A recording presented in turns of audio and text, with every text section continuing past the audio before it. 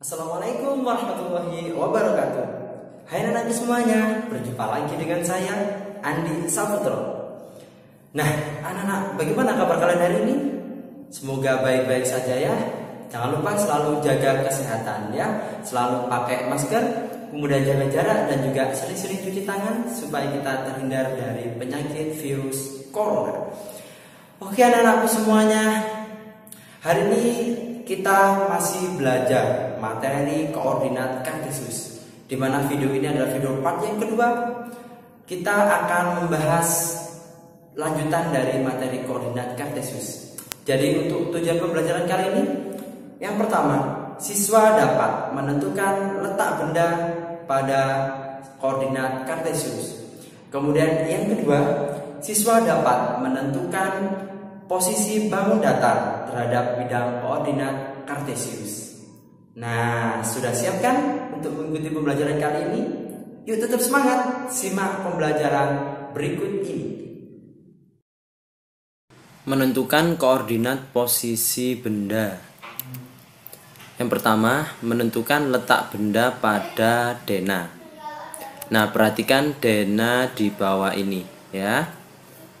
Nah, bagaimana letak benda pada dena di bawah ini ya? Jadi membacanya sama. Jadi yang mendatar dulu ya, sumbu X, kemudian yang vertikal sumbu Y ya. Oke, yang pertama, bus terletak di posisi 5, E. Nah, ini ya, bus ada di sini berarti bacanya 5, E. Seperti itu. Kemudian yang kedua, masjid terletak di posisi di mana? 3, B. Ya.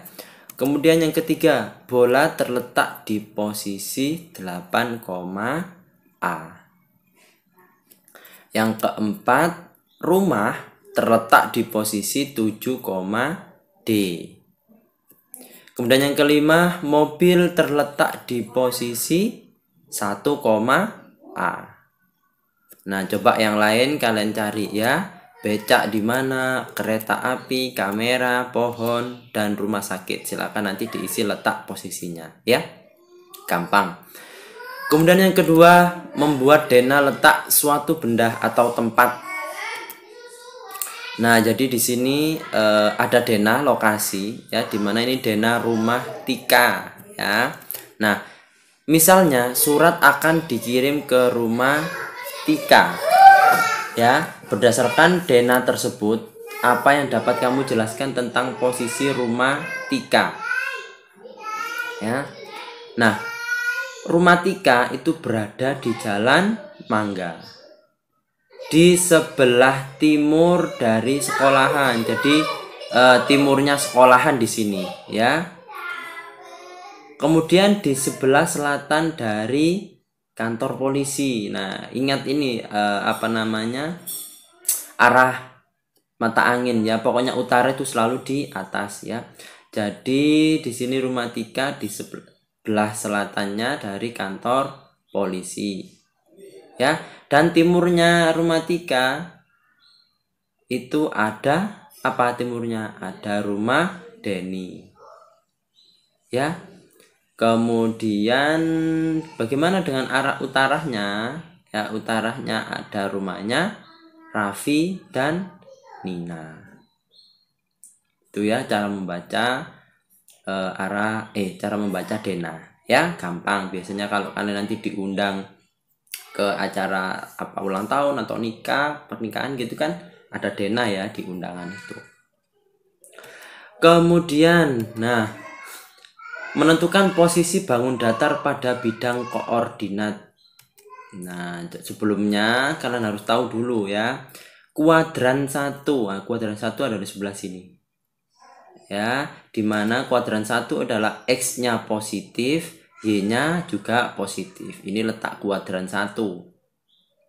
Bagaimana dengan kuadran 2? Kuadran 2 berarti ini X-nya negatif, Y-nya positif. Untuk kuadran 3, X-nya negatif, Y-nya juga negatif. Ya, di sini. Untuk kuadran 4 di sini berarti kan X-nya positif, Y-nya negatif. Nah, itu pengenalan kuadran letak ya. Oke, langsung saja kita masuk yang pertama, yakni menentukan posisi bangun datar. Nah, perhatikan koordinat kartesius berikut. Nah, untuk gambar yang pertama di sini adalah persegi panjang ABCD. Bagaimana posisi titik-titik bangun datar tersebut? Titik A, yakni terletak 2,2. Titik B terletak 7,2. Titik C terletak 7,5. Dan titik D terletak 2,5. Kemudian gambar yang kedua adalah segitiga EFG. Nah, titik E di sini terletak pada 3,-2. Titik F terletak pada 3,-5.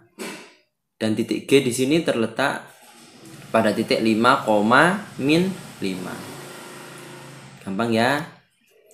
Nah, yang kedua, menggambar bangun datar. Kalau tadi sudah diketahui bangun datarnya, kalian menentukan titik-titiknya. Sekarang diketahui titik-titiknya, kalian menggambar bangun datarnya.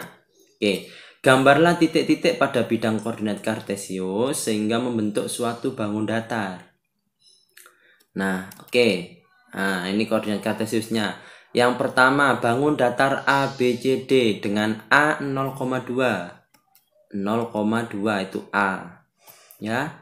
Kemudian B 6,2. B-nya 6,2. Kemudian C-nya di sini 8,7. Kemudian D 2,7. Nah, dari titik-titik ini kalian hubungkan. Ya.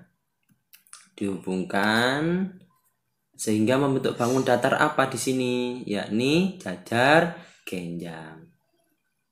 Gampang ya. Kemudian yang B, titik U adalah min 8,5. Nah, jadi min 8,5. Kemudian titik V negatif 3,5. Ya, negatif 3,5. Kemudian titik W 0,0. Nah, titik pusat di sini, titik asal 0,0. Kemudian X min 8,0. Nah, di sini kita hubungkan. Nah, di sini membentuk bangun datar apa? Trapesium. Trapesium siku ya. Gampang ya. Nah, itu tadi materi kita ya. Untuk mengecek pemahaman kalian, di sini ada 2 soal untuk latihan ya. Yang pertama, yakni tentukan koordinat posisi benda-benda berikut. Nah, silakan ditentukan ya. Nanti topi ada di mana ya. Kemudian buku ada di titik apa gitu ya. Kemudian yang kedua, gambarlah titik-titik pada bidang koordinat kartesius sehingga membentuk suatu bangun datar ya. Ini digambar di satu bidang koordinat kartesius saja. Ada 4 bangun ya. Nanti ada 4 gambar. Jadi koordinat kartesiusnya satu saja, terus kamu gambar ini. Nggak usah gambar sendiri-sendiri, nggak usah. Jadikan satu aja nanti ya. Oke, paham ya? Kemudian tulislah jenisnya. Kalau sudah terbentuk ini bangun datar apa namanya? Bangun datar apa? Seperti itu ya. Oke, semangat, kalian pasti bisa. Nah, itu tadi materi mengenai koordinat kartesius. Sudah paham kan? Belum? Kalau belum ya silahkan tanya. Bisa komentar pada video ini ya. Tapi jangan lupa subscribe supaya saya lebih semangat dalam memberikan materi pembelajaran berikutnya. Sekian dari saya, kurang lebihnya mohon maaf. Assalamualaikum warahmatullahi wabarakatuh. Bye.